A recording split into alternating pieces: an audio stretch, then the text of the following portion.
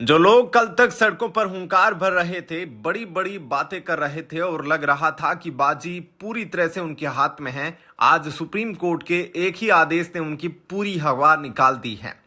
जी हां, हम बात कर रहे हैं कॉकरोच जनता पार्टी यानी सीजेपी की। जिस आंदोलन के दम पर सीजेपी सरकार को घेरने का दावा कर रही थी, सुप्रीम कोर्ट के एक अंतरिम फैसले ने उसी आंदोलन की नींव हिलाकर रख दी है। सुप्रीम कोर्ट के इस फैसले ने ऐसा क्या कह दिया कि सीजेपी के नेताओं की टेंशन अचानक 10 गुना बढ़ गई। कोर्ट ने ऐसा क्या फैसला सुनाया जिससे सीजेपी का पूरा नैरेटिव ही ध्वस्त हो गया। आज की इस एक्सक्लूसिव रिपोर्ट में हम आपको सुप्रीम कोर्ट के इस आदेश की एक एक बारीकी समझाएंगे। वीडियो को अंत तक जरूर देखिएगा क्योंकि खेल अब बदल चुका है। आइए सबसे पहले समझते हैं कि सुप्रीम कोर्ट में हुआ क्या और सीजेपी क्यों परेशान है।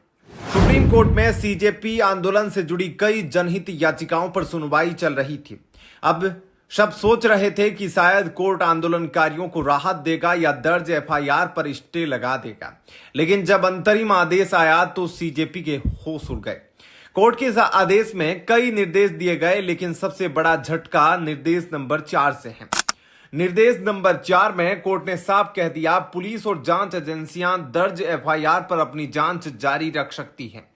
कानूनी कार्रवाई पर कोई रोक नहीं है। अदालत ने साफ किया कि सरकारों और पुलिस को कानून के मुताबिक कार्रवाई करने से नहीं रोका गया है। कोर्ट ने किसी भी मामले को खारिज या रद्द करने से इनकार कर दिया।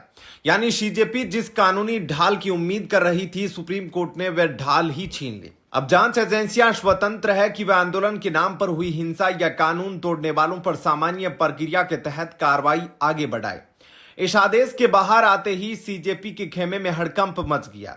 सीजेपी अब दलील दे रही है कि उन्होंने तो अपना देशव्यापी आंदोलन वापसी इसलिए लिया था क्योंकि 25 जुलाई 2026 को केंद्र सरकार ने उन्हें लिखित सार्वजनिक आश्वासन दिया था। सीजेपी का दावा है कि सरकार ने वादा किया था कि प्रदर्शनकारियों पर दर्ज सारे मुकदमे वापस लिए जाएंगे, किसी भी छात्र या कार्यकर्ता पर कोई कानूनी गाज नहीं गिरेगी। लेकिन अब सीजेपी का आरोप है कि सुप्रीम कोर्ट के सामने इस समझौते की जानकारी रखी ही नहीं गई। सीजेपी को डर सता रहा है कि केंद्र सरकार और राज्य सरकारें अब सुप्रीम कोर्ट के इस ऑर्डर नंबर 4 का हवाला देकर अपने हाथ पीछे खींच लेगी और कहेगी कि हम क्या करें, यह तो कोर्ट का आदेश है। इसी बात ने सीजेपी की रातों की नींद उड़ा दी है। उन्हें लग रहा है कि जिस वादे के भरोसे उन्होंने सड़क खाली की थी, अब वे कानूनी रूप से चारों तरफ से घिर चुके हैं। अब यहां एक बड़ा कानूनी सवाल खड़ा होता है, क्या कोर्ट के इस आदेश के बाद सरकार एफआईआर वापस नहीं ले सकती? सीजेपी अब इसी बात को पकड़कर टेक्निकल दलीलें दे रही है। सीजेपी का कहना है कि सुप्रीम कोर्ट ने जांच जारी रखने की अनुमति तो दी है, लेकिन सरकार को केस वापस लेने से मना नहीं किया है। क्रिमिनल प्रोसीजर कोड के तहत केस वापस लेने का अधिकार हमेशा कार्यपालिका यानी सरकार के पास होता है। सीजेपी का कहना है कि बिहार और असम जैसे राज्य चाहे तो अपनी शक्तियों का इस्तेमाल करके इन मुकदमों को तुरंत बंद कर सकते हैं। सीजेपी का सीधा आरोप है कि सरकार जानबूझकर कोर्ट के अंतरिम आदेश को एक बहाने के तौर पर इस्तेमाल कर रही है ताकि आंदोलनकारियों को कानूनी शिकंजे में फंसाकर रखा जा सके। मामला सिर्फ बयानों तक सीमित नहीं है। सीजेपी ने अब सरकार को खुला अल्टीमेटम दे दिया है। संगठन का कहना है कि सरकार को दिए गए आश्वासन की समय सीमा समाप्त हो रही है।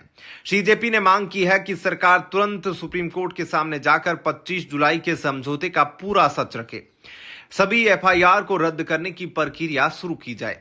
सीजेपी की चेतावनी, सीजेपी ने साफ कर दिया कि अगर सरकार ने उनके साथ वादा खिलाफी की या कोर्ट के आदेश की आड़ में युवाओं पर कार्रवाई की तो उनके पास सड़कों पर उतरने के अलावा कोई रास्ता नहीं बचेगा।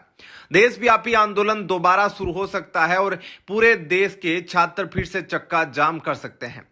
हालांकि दूसरी तरफ सच्चाई यह भी है कि फिलहाल केंद्र या संबंधित राज्य सरकारों की तरफ से सीजेपी की इस चेतावनी पर कोई आधिकारिक बयान नहीं आया है। सरकार शांत है और कानूनी प्रक्रिया अपने हिसाब से चल रही है। तो कुल मिलाकर गणित बिल्कुल साफ है। जहां एक तरफ सीजेपी से सरकार की वादा खिलाफी बताकर दोबारा आंदोलन का डर दिखा रही है, वहीं सुप्रीम कोर्ट का रुख यह साफ करता है कि कानून से ऊपर कोई नहीं। अब देखना यह होगा कि क्या सरकार कोर्ट के सामने जाकर इस समझौते की बात मानती है या फिर सुप्रीम कोर्ट के आदेश के तहत कानून का डंडा ऐसे ही चलता रहेगा। आप इस पूरे मामले पर क्या सोचते हैं? क्या सुप्रीम कोर्ट की जांच जारी रखने का फैसला सही है या सरकार को आंदोलनकारियों के केस वापस ले लेने चाहिए? अपनी राय कमेंट सेक्शन में लिखकर जरूर बताएं। अगर आपको यह विस्तृत और निष्पक्ष रिपोर्ट पसंद आई हो तो वीडियो को लाइक करें, शेयर करें और लाइव टीवी न्यूज को सब्सक्राइब करना बिल्कुल न भूलें। धन्यवाद।